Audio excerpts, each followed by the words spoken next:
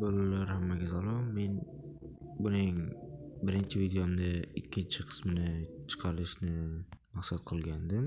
100 talikdan degandim, lekin hech kim 100 talik qilmadi yoki men ko'p obunachi yig'magan uchundir.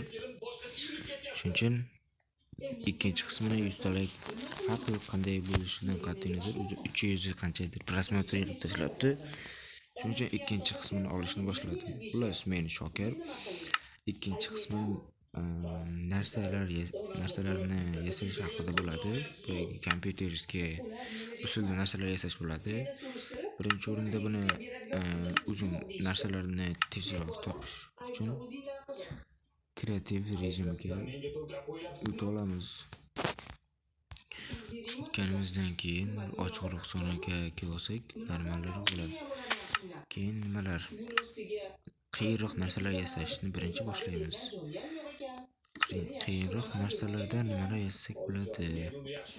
Masalan, 9 blokdan nimani yasaymiz?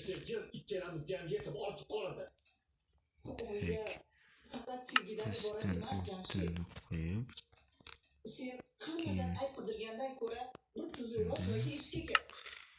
yana kamon yasaymiz. O'zi kamon uchun kerakli narsalar olamiz.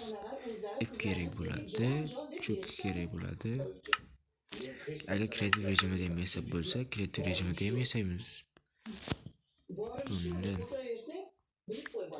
plus verstak ichiga kirib olganimizdan keyin mana buni bunday terib chiqsak, o'zimda teriladi osongina. Keyin buni bossak bosilmaydi, chunki yerda bitta olti qolib ketgan yerga qo'yib, ya'ni bir elementarni ichiga qo'yib yasaymiz. Mana shunday blok yasaladi. Keyingisida mana bunday buni ham shunday teramiz.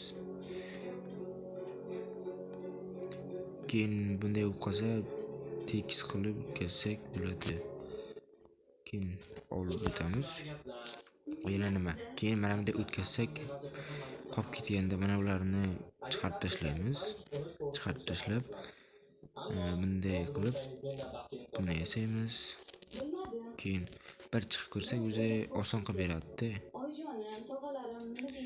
Keyin bunday o'tkazib olib, bunday qilib kamon demaysiz.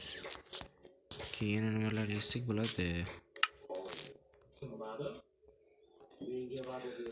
Plus mana shunday osongina yasaladi. Hammaga rahmat. Agar yasashni bilmay qolsalaringiz, o'zlaringiz kreativga o'tib yasashni o'rganib olishlaringiz mumkin.